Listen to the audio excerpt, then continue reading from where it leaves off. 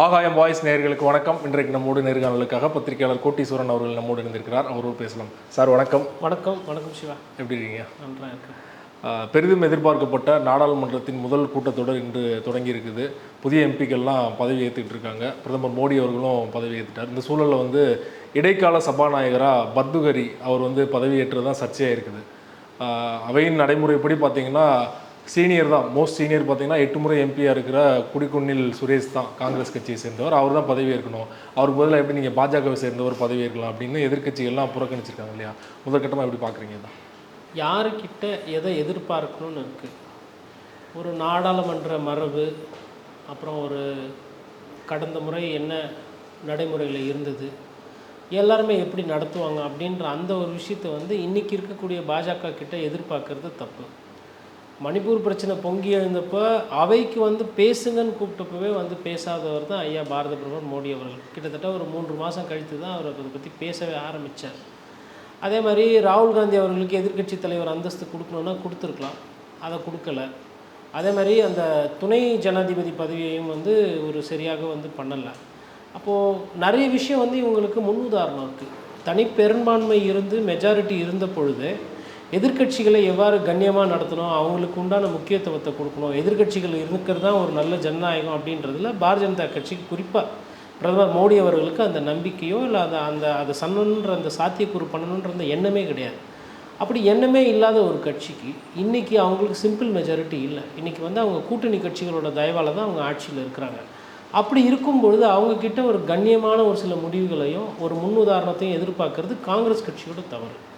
நீங்கள் ஒருத்தர் ஒரு தப்பான வியாபாரம் பண்ணுறாரு, இல்லை ஒரு பிக் பாக்கெட் வேலை பண்ணுறாரு, இல்லை திருடுறாரு அப்படின்னும்போது அவர்கிட்ட போயிட்டு நீங்கள் தியானம் பண்ணுங்கள், நீங்கள் அமைதியாக இருங்க, நீங்கள் இலவசமாக சாப்பாடு போடுங்க அப்படின்னு கேட்டால் எப்படி யாருக்கிட்ட எதை கேட்குறோன்னு இருக்குது. பாரதிய ஜனதா கட்சி இந்த மாதிரி விஷயங்கள் செய்யும் அப்படின்றது நீங்கள் முன்கூட்டியே கணிச்சிருக்கணும். அந்த பதவி அவங்க மாண்பு அவங்க கடைபிடிக்கலை. மேபி வரலாறு என்ன சொல்லணும்னா, மாண்போ இல்லை வரலாறையோ கடைபிடிக்காத ஒரு பாரதிய ஜனதா கட்சி என்டிஏ கூட்டணியை இந்த மாதிரி அமைச்சாங்க. அதனுடைய நீட்சியாக ஒரு புரோட்டம் ஸ்பீக்கர் வயது முதிர்வு அனுபவம் இருக்கிற ஒரு ஆளுக்கு கொடுக்க வேண்டியதை கொடுக்காம இன்னொரு இளையவருக்கு கொடுத்துட்டு போனாங்கன்றது பதிவாகும். அதுதான். அதை தாண்டி இதில் இது ஜனநாயகம் மீறப்பட்டிருக்கு, மரபு, இவங்களுக்கு எதை பற்றியுமே அதிலலாம் நம்பிக்கை இருக்கிற மாதிரி தெரியலையே. நம்பிக்கை இல்லாதவங்க கிட்டே போயிட்டு நீங்கள் இதை செய்யுங்க இதை செய்யுங்கன்னா அவங்க எப்படி செய்வாங்க? அவங்க ரொம்ப தெளிவாக இருக்கிறாங்க. எங்களுக்கு பை ஹூக் ஆர் க்ரூக் நாங்கள் ஆட்சியில் இருக்கணும், எங்களுக்கு பிடித்தார் போல் தான் நாங்கள் அரசியல் பண்ணுவோம்னுவாங்க. அதனால் அவங்க இப்போவும் செய்வாங்க, இனிமேல்ட்டு அதை தான் செய்வாங்க. மாண்பை பாரதிய ஜனதா கிட்ட எதிர்பார்க்கிறது இவர்களோட தவறு.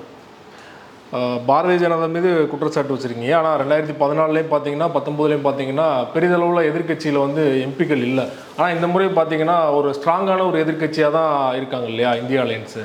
ஸோ சென்ற முறை மாதிரி வீரியமான சில முடிவுகளை தன்னிச்சையாக எடுக்க முடியாது இல்லையா பிரதமர் மோடி அவர்கள்?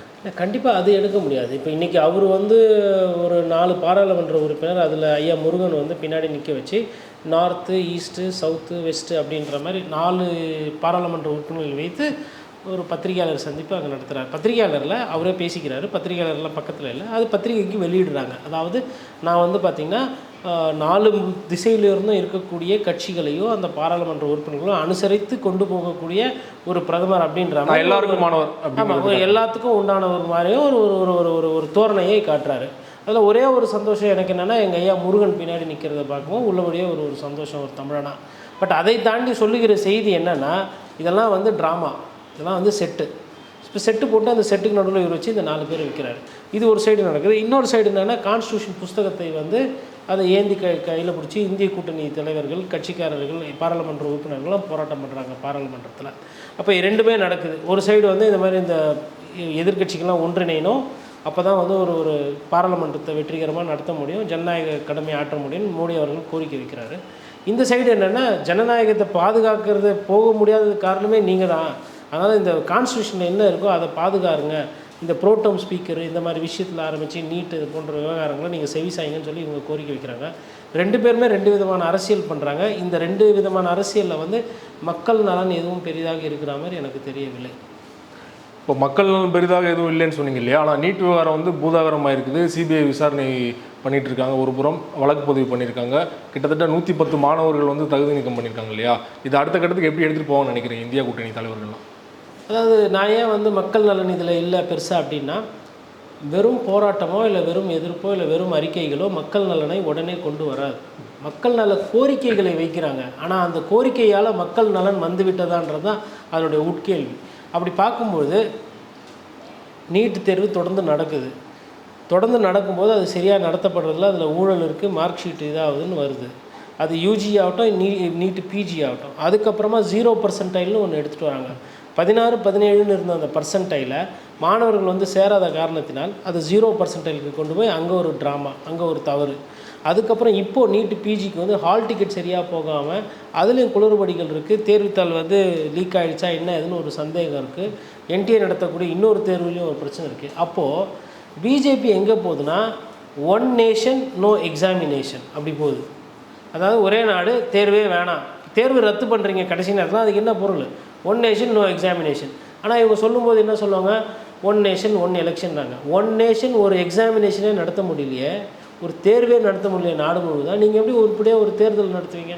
அப்போது நீதியரசர்களோ இல்லை கருத்துரையாடலர்களோ இல்லை கல்வியாளர்களோ இல்லை அரசியல் ஆளுமைகளோ இதை கூர்ந்து கவனிக்கணும். இவங்களால் இந்தியா பூரா ஒரு தேர்வையே நடத்துறதுக்கு இவங்களால் முடியாது. ஆனால் இவங்க தான் வந்து ஒரே நேரத்தில் தேர்தல் நடத்துவோம்னு சொல்லிட்டு இருக்கிறாங்க. அப்போ இவங்களோட தன்மை என்ன அப்படின்றத பார்க்கணும். இப்போ நீங்கள் கேட்ட மாதிரி எடுத்தங்கவுத்தன் இனிமேல் செய்ய முடியாதுன்னா செய்ய முடியாது. காரணம் என்னென்னா, இப்போ நீட்டு பிரச்சனை அப்படின்னு வரும்போது ஏக்நாத் ஷிண்டே அவர்களோட நிலைப்பாடு வந்து இன்றைக்கி ஆப்போசிட்டில். ராஜ்யசபாவை பொறுத்தவரையிலும் பாட்டாளி மக்கள் கட்சிக்கு அங்கே ஒரு உறுப்பினர் இருக்கா மேலவையில். அவர் வந்து ஐயா அன்புமணி ராமதாஸ் வந்து நீட்டை வந்து எதிர்க்கிறாரு. நீட்டு மாணவ சமுதாயங்களுக்கு இது வந்து ஒரு நேர் எதிரான ஒரு விஷயம் அப்படின்ற மாதிரி சொல்கிறாரு. அப்போ கூட்டணியிலேயே இருக்கிறவங்க வந்து இன்றைக்கி வந்து நீட்டுக்கு எதிராக திரும்பி இருக்காங்க. அது நீட்டுக்கு எதிராக திரும்பி இருக்காங்கன்னா அந்த ஊர் மாணவர்களோட பிரச்சனையை அவங்க கடந்து போக முடியாது. அந்த ஊர் இப்போ பீகார்லேயே எடுத்திங்கன்னா கொஸ்டின் பேப்பர் லீக்கு, கைது இதுலாம் இருக்குது. அங்கே வேலை இல்லா திண்டாட்டம் இருக்குது. அப்போ இந்த பிரச்சனைகள்லாம் இருக்கும்போது நிதிஷ்குமார் அங்கே இருக்கக்கூடிய மக்கள் சிந்தனை செயல்படனா அவருமே அங்கே நீட்டை எதிர்க்கிற ஒரு சூழலுக்கு தள்ளப்படுகிறார். அப்போ இந்திய கூட்டணி தெளிவாக இருக்கிறாங்க, நீட்டு வேண்டாம்.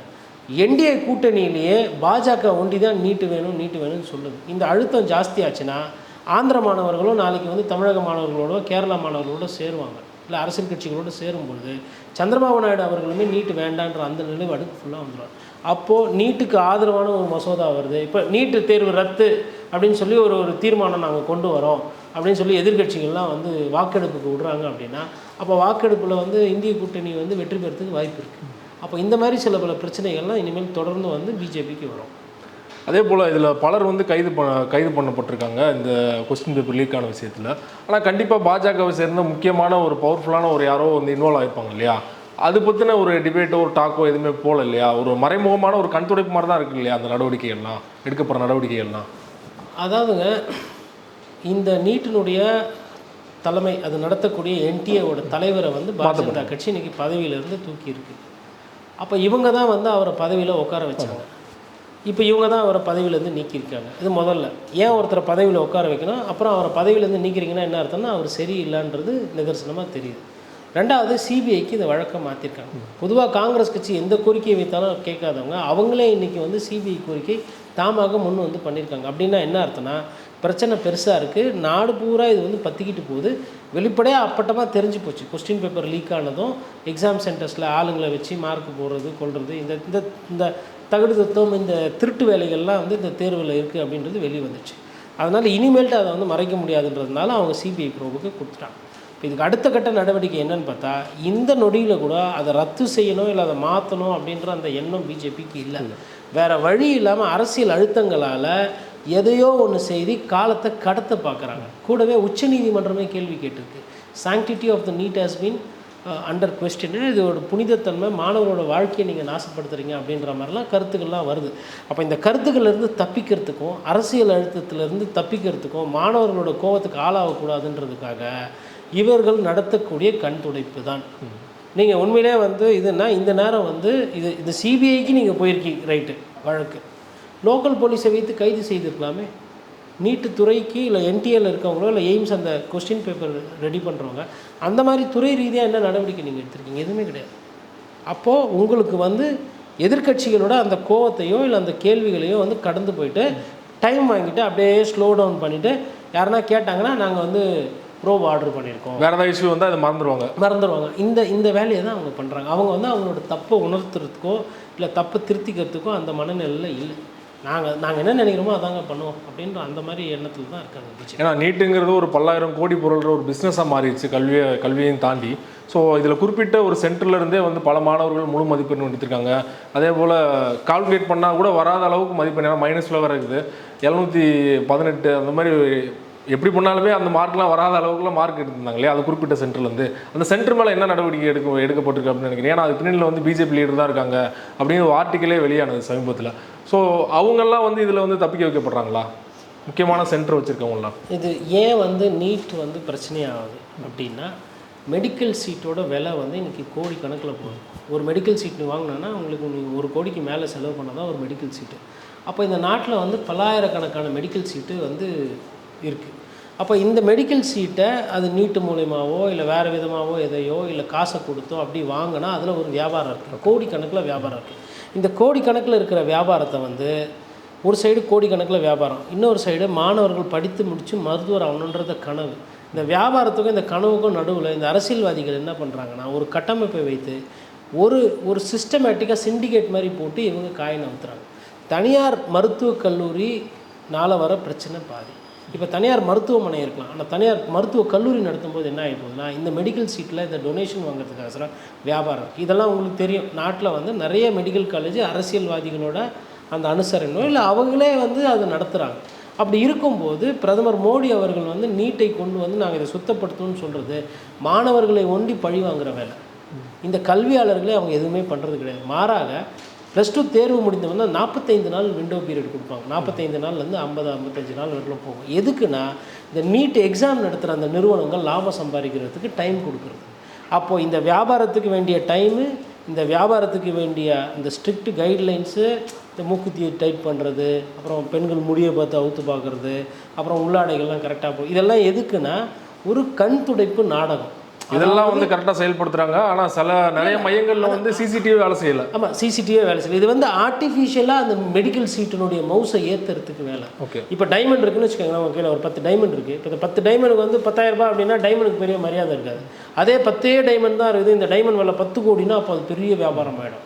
அப்படி இந்த மெடிக்கல் சீட்டை வந்து பெரிய வியாபாரமாக மாற்றிக்கிற வேலையை தான் இவங்க கொஞ்ச நாளாக எல்லா அரசியல் கட்சிகளும் பண்ணாங்க. இன்றைக்கி திமுக சொல்லலாம், நாங்கள் இருந்தப்போ அன்றைக்கி நீங்கள் கையெழுத்து போட்டு உள்ளே விட்டீங்க, அது இன்றைக்கி பாம்பாய் கொத்துது. அப்போ இங்கே அடிப்படையில் நடக்கிறது வியாபாரம். ஃபஸ்ட்டு அது புரிஞ்சுக்கணும். ரெண்டாவது, இந்த வியாபாரத்தில் வரக்கூடிய தவறுகளை திருத்தி கொள்றதுக்கோ சரி செய்யறதுக்கோ பாரதிய ஜனதா கட்சி எல்லளவும் தயாராகலாம். இது ரெண்டாவது. இதை விட உச்சநீதிமன்றம் கேள்வி கேட்க முடியாது, இதை விட மாணவர்கள் போராட்டம் பண்ண முடியாது, இதை விட எதிர்கட்சிகளோ இல்லை உங்கள் கூட இருக்க கூட்டணி கட்சிகளோ கேள்வி கேட்க முடியாது. இவ்வளவு பிரச்சனை நடந்தும் நான் நடத்துவேன், என்னை யார் கேட்குறதுக்கு அப்படின்னா அதுதான் அந்த சர்வாதிகார போக்கு. அப்போ மாணவர்களோட நலன் மீது அக்கறை இல்லை. இப்போ நீங்கள் ஒரு அப்பாவாக இருக்கிறீங்க, இல்லை நீங்கள் ஒரு குடும்பத்தில் இருக்கீங்க, அவங்களுக்கு வந்து நிச்சயதார்த்தம் கேன்சல் பண்ணுறாங்க, முன்னால் எக்ஸாம் இருக்கும்போது அன்றைக்கி சொல்கிறாங்க, அவங்க ஒரு 15,000-20,000 செலவு பண்ணி போய் படிச்சிருப்பாங்க, ராப்பாங்களாம் தூங்க. உங்கள் வீட்டில் இப்படி ஒரு சம்பவம் நடந்தால் நீங்கள் சும்மா இருப்பீங்களா? அப்போது என்னென்னா முழுக்க அதிகார மமதையில் இவங்க இந்த வேலையை பண்ணுறாங்க. இதில் இன்னொன்று ரொம்ப கூர்ந்து கவனிக்க வேண்டியது என்னன்னு பார்த்திங்கன்னா, இப்போது முன்னாடி தேர்வு எழுதினவங்களுக்கு திருப்பி தேர்வு வைக்கிறாங்க. கிட்டத்தட்ட 40 to 50% ஆப்சண்ட், தேர்வே எழுத வரல.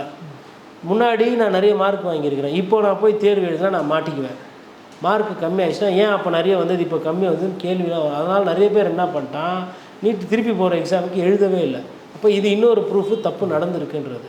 50% மேலே எக்ஸாம் எழுதலைன்னா இப்போ என்ன பண்ணணுன்னா, உண்மையிலே நியாயமாக விசாரிக்கணும்னா யாரெல்லாம் எக்ஸாம் எழுதலை, ஏன் திருப்பி 2வது எக்ஸாம் வச்சப்போ இவங்க வரல, போன வாட்டி எவ்வளோ மார்க் எடுத்தாங்க, இந்த வாட்டி ஏன் எக்ஸாம் எழுத வரல, அதையும் விசாரிக்கணும்.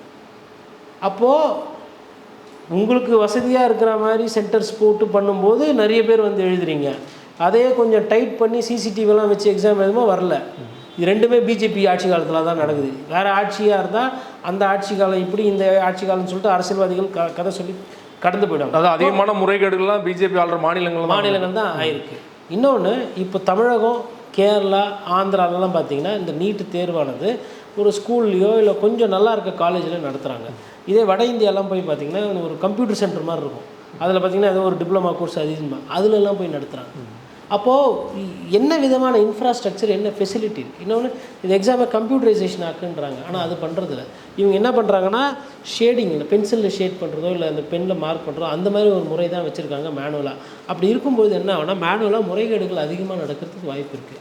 உதாரணத்துக்கு ஒரு மாணவி என்ன சொல்லியிருந்தேன், என்னோடய கோடிங் ஷீட்டு கிழிஞ்சி இருந்ததுனால ரிசல்ட் சொல்ல முடியலன்னு சொல்லிட்டு கம்ப்யூட்டரில் ப்ராப்ளம் வருது இதை ஃபீட் பண்ணும்போது சொல்லி எனக்கு பதில் சொல்கிறாங்க. அது கிழிஞ்சிருந்ததுக்கு நானா காரணம்? என் கணக்கு பிரகாரம் நான் 720க்கு கணக்கு போட்டால் எனக்கு 705 இல்லை 700 வருது, அவ்வளோ மார்க் வந்திருக்குன்னா நான் 3வது முறையாக நீட் எழுதுறேன்னு சொல்லிட்டு அவங்க தாய் மாமா வந்து சொல்லி வழக்காடு மன்றத்துக்கு சென்றிருக்கிறாங்க. அதேமாதிரி உச்சநீதிமன்றத்துக்கும் நாங்கள் போவோன்ற மாதிரி அவங்களோட பேட்டி. இப்போ யோசிச்சு பாருங்கள், அந்த குழந்தை மருத்துவர் ஆகணுன்றதை தவிர்த்து வேறு என்ன தப்பு பண்ணுச்சு? ஆசைப்பட்டதை தவிர்த்து வேறு என்ன தப்பு பண்ணுச்சு? எதுவுமே கிடையாது. உங்களோட இந்த பணக்கார விளையாட்டுலேயும் இந்த பண பரிவர்த்தனை வியாபாரத்தினால எவ்வளோ பேர் பாதிக்கப்படுறாங்க. இன்னொன்று, இப்போது இந்த மாணவர்கள்கிட்ட இவ்வளோ கோடிக்கணக்கில் இவ்வளோ லட்சக்கணக்கில் காசை நீங்கள் வாங்கிட்டு இவங்களை மருத்துவராக்கி வெளியில் விடும்போது அவங்க மனிதாபிமான முறையில் அவங்க மருத்துவராக செயல்படுவாங்களா, இல்லை வாங்கியிருக்கிற இஎம்ஐக்கும் வாங்கியிருக்கிற கொடுத்துருக்க டொனேஷனுக்கும் பணத்தை திருப்பி பெறணும் அப்படின்னு அவங்க மருத்துவராக இருப்பாங்க? இது அடிப்படையான கேள்வி. அப்போ எந்த பதவி இல்லை எந்த ஒரு படிப்பை வந்து விலை கம்மியாக மனிதாபிமானத்தை நேசிக்கிற ஒரு விலையாக வச்சுருக்கிறோமோ அதை என்ன பண்ணிட்டோம், அதோட ப்ரீமியம் ப்ராடக்டாக ஆக்கி அதை அதிகமான விலைக்கு எடுத்துகிட்டு போய் வச்சுட்டு மருத்துவர்கள்லாம் வந்து மனிதாபிமானத்தை கைட்டி வச்சுட்டு தான் இனிமேல் வேலை செய்யணும். அந்தளவுக்கு உபகரணங்களாகட்டும், படிக்கிற செலவாகட்டும், அவங்களுக்கு ஒரு தேர்வு நீட் எழுத போனாலும் லட்சக்கணக்கில் செலவாகிற மாதிரி பண்ணி வச்சுருக்கு மத்திய அரசு.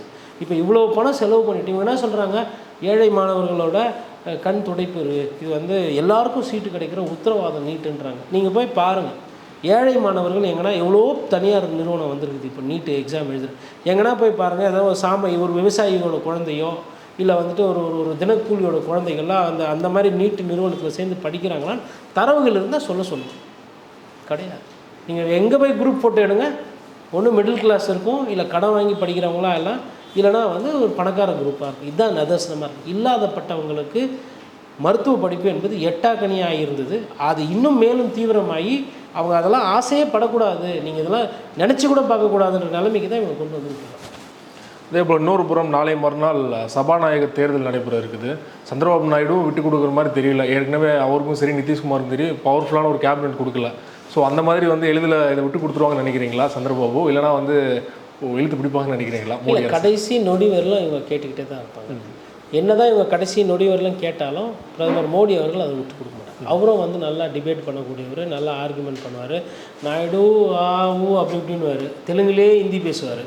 இந்த சைடில் வந்து ஹிந்திலேயே நிதிஷ்குமாருக்கு புரியுற மாதிரி இன்னும் நல்லா ராகமாக பேசுவார். பேசி ஃபஸ்ட்டு இந்த பிரச்சனையை முடிக்க பார்ப்பார்.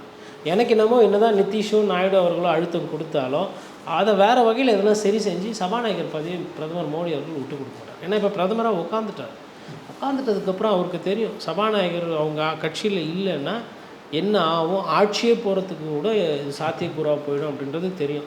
அதனால் அவர் வந்து சபாநாயகர் பதவியை வந்து மற்றவங்ககிட்ட விட்டு கொடுக்க முடியாது. அவர் என்ன பண்ணுவார்னா, அப்படி மீறி கொடுத்துட்டாங்க, ஒரு வாதத்துக்கு சொல்கிறேன், 95 விழுக்காடு அதற்கு சாத்தியம் இல்லை, மீறி ஒரு 5 விழுக்காடு சபாநாயகர் வந்து வேறு கட்சியிலேருந்து வராங்கன்னா அந்த சபாநாயகரே பிஜேபிக்கு தூக்கிடுவாங்க. ஓகே, அதுதான் அடுத்த பிளான். 95% சபாநாயகர் போஸ்ட் வேறு யாருக்கும் கிடையாது. இப்போ நிதிஷ் கட்சியிலேருந்து ஒரு வேளை சபாநாயகர் ஆகிறான்னு வச்சுக்கோங்களேன், அது வந்து சபாநாயகர் வந்து நிதிஷ் கட்சியையே பிஜேபியோடும் சேர்த்து விடுவார். அந்தளவுக்கு தயார் பண்ணி பிளான்லாம் வச்சுருப்பார் அவர். புதுசாக நம்ம ஒன்றும் இல்லாதது நிதிஷே சொல்லியிருக்கிறார். அதனால் இதெல்லாம் வந்து அப்ளிகபிள் தான். இதை வந்து அவங்க செய்யறதுக்கு கொஞ்சம் கூட பால் மாற மாட்டாங்க. இது என்னென்னா சந்திரபாபு நாயுடுக்கும் நிதிஷ்க்கு அவர்களுக்கும் இது வந்து ஒரு பேசுபொருள் மாதிரி இருக்கும். ஒரு தலைவலி இருக்குது, பிரச்சனை இருக்குது பிஜேபிக்கு. ஆனால் அதை வந்து மோடி வந்து கடந்து போயிடுவார். இப்போ இந்த விஷயத்தையே கடந்து போயிட்டாருன்னா அடுத்த கூட்டணிலேருந்து எந்த ஒரு பிரச்சனையுமே வராது அப்படின்னு நம்ம புரிஞ்சுக்கலாமா? இதே சாதாரணமாக கடந்து போயிட்டாரு. இல்லை இது வந்து என்ன சொல்லுவார்னா, ஃபஸ்ட்டு எனக்கு இது கொடுங்க அப்படின்ற மாதிரி கேட்பார். இதுக்கு பதிலாக அவங்க என்னென்ன கேட்பாங்கன்றது இருக்குது. கண்டிப்பாக நிதிஷ் அவர்களோ சந்திரபாபு நாயுடு அவர்களோ இப்போ கொடுத்துருக்கிற கேபினெட்டுக்கு ஹாப்பியாக இருப்பாங்கன்றது எனக்கு தோணல. காரணம்னா இவங்க மோடி அவர்களை விட அனுபவம் வாய்ந்தவர்கள்.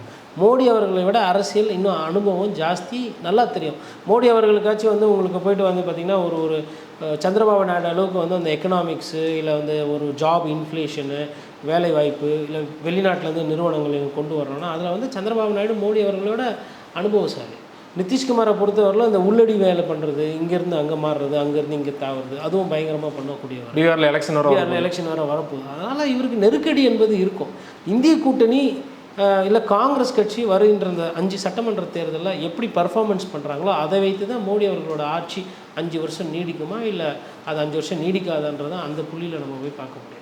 வர சட்டமன்ற தேர்தலெலாம் இந்தியா அலையன்ஸ் காங்கிரஸ்லாம் ஒரு பவர்ஃபுல்லான ஒரு கம்பேக் கொடுத்துட்டாங்கன்னா மோடி அரசு நீடிக்க கூட வாய்ப்பு இல்லைன்றீங்க? வாய்ப்பு இருக்காது. அரசியல் ரீதியாக அதுக்கு சாத்தியம் வந்து கொஞ்சம் கொஞ்சமாக குறைச்சிட்டாரு. இது வந்து ப்ராபபிலிட்டி தான். இது அரித்மெட்டிக். அதாவது எப்படி சொல்கிறோன்னா, இப்போ மகாராஷ்டிரத்தில் தேர்தல் வரும். மகாராஷ்டிரத்தில் வந்து ஒரு வேளை இந்திய கூட்டணி வந்து அபார வெற்றி பெறுது, உத்தவ் தாக்கரே பயங்கரமாக ஸ்வீப் பண்ணுறான்னு வச்சுக்கோங்களேன், கண்டிப்பாக என்ன ஆகிடும்னா ஃபஸ்ட்டு சேனாவில் இருக்கக்கூடிய பாராளுமன்ற உறுப்பினர்கள் இப்போ ஜெயிச்சாங்கல்ல, என்ன பண்ணுவாங்கன்னா அப்படியே கொஞ்சம் கொஞ்சமாக நவுந்து போய் மாத்தோஸ்ரீ போயிட்டு சால்வை கொடுப்பாங்க, வணக்கம் வைப்பாங்க. கேட்டால் அவரும் சேனா நாங்களும் சேனான்னு கூட இருக்கவங்களே சொல்லுவாங்க. இப்போ ஏக்நாத் ஷிண்டே நீங்கள் யாருன்னா, அண்ணா எல்லாம் ஒன்று சேர்ந்துக்கலாண்ணா, ஒன்றா தானே இருந்தோம், திடீர்னு பிஜேபியில் தானே நான் பிரிஞ்சோம், தான் இருக்கார் அவர். ஆமாம், அந்த பேச்சு வரும். அடுத்தது அஜித் பவார் கட்சியில் அவர் ஒருத்தர் தான் இருக்கார் எம்பியாக, அந்த கட்சியில் வேறு யாரும் எம்பி இல்லை. ஆனால் சட்டமன்ற உறுப்பினர்கள் போயிட்டு ஐயா சரத்பவாரை பார்த்து சேர்ந்துட்டாங்க அப்படின்னும் போது என்ன ஆகிடுனா, ஒட்டுமொத்த ஸ்டேட்டில் வந்து இந்த பிஜேபியால் ஜெயிச்சு பதவிக்கு வந்தவங்கலாம் நமக்கு இதுக்கு மேலே ஒன்றும் இதுவும் தேர்ற மாதிரி தெரியல, நம்ம ஏன் அங்கே போயிடக்கூடாது அப்படின்னு அந்த மனநிலைக்கு வருவாங்க. அதுக்கடுத்து இங்கே ஜார்க்கண்ட் வாங்க, அதே மாதிரி ஹரியானாவை பொறுத்தவரைலாம் ஆல்ரெடி பாதி காங்கிரஸ் பாதி பிஜேபின்னு இருக்க மாதிரி மாநிலத்தில் வந்து பிஜேபிக்கு செல்வாக்கு போயிடுச்சுன்ற மாதிரி ஒரு பேசுபொருள் இருக்குது. இப்போது ஹரியானாவில் ஸ்ட்ராங் கவர்மெண்ட்டு காங்கிரஸ் ஃபார்ம் பண்ணுதுன்னு வச்சுப்போம். அங்கே இருக்கிற எம்பிக்கள் மீது வழக்குகள், அவங்க எதனா ஊழல் பண்ணியிருக்காங்களா, இல்லை அவங்க மீது எதனா சொத்து சேர்ந்துருக்கா, சொத்து குவிப்பு, அந்த மாதிரி ஒரு வழக்கை மாநிலத்தில் இருக்கக்கூடிய அரசாங்கம் போட்டு ஃபைல் பண்ணி டைட் பண்ணாங்கன்னா அவங்க என்ன பண்ணுவாங்க, இதே அமலாக்கத்துறைக்கு பயந்து தானே நிறைய பேர் காங்கிரஸ் கட்சியிலேருந்து பயந்து பிஜேபிக்கு போனாங்க. அதேமாதிரி பிஜேபி ஆளுங்கள் மீது மாநில ஸ்டேட் கவர்மெண்ட்டை வச்சு நீங்கள் வழக்கு போடுறீங்க, ஊழல் கேஸ் போட்டு நான் உள்ளே தள்ளுறேன், பெயில் இல்லாமல் பண்ணுறேன் அப்படின்னு நீங்கள் பண்ணீங்க. இல்லை பெயிலே வேணாம், சீக்கிரமாக கன்விக்ஷன் போட்டு ஒரு வருஷத்தில் ஃபாஸ்ட்டு ஸ்பெஷல் எம்பிஎம்எல்ஏ கேஸில் நாங்கள் போட்டு சீக்கிரமாக கொண்டு வரோன்னு வச்சுக்கோங்களேன். கன்விக்ஷன் ஷூராக வருது அப்படின்னா, கன்விக்ஷன் ஆனால் ரீஎலெக்ஷன் தானே, அப்படியே வந்தால் கட்சியில் சேர்த்துக்கிறோம், விசாரணையெல்லாம் லேட் ஆகும், அரசாங்கம் அதுக்கு ஒத்துழைக்கும். வரலைன்னா வேகமாக பண்ணி கேஸில் கன்விக்ஷன் வாங்கி கொடுத்துருவோம், அப்போ அந்த பதவி போயிடும், பதவினா திருப்பி எலெக்ஷன் வச்சுக்கிறோம். இதெல்லாம் பண்ணும்போது என்ன 2 சீட்டு 4 சீட்டு 2 சீட்டு 4 சீட்டுன்னு போச்சுன்னா இவங்களுக்கு ஆல்ரெடி வந்துட்டு நிதிஷ்குமார் பிரச்சனை, அதை சேர்க்க முடியாது. ஷிண்டே அவர்கள் பிரச்சனை, ஷிண்டேக்கு எதுவும் கொடுக்கலன்னு சொல்லிட்டு வெளிப்படையாகவே கசப்பாக பேசிட்டார்.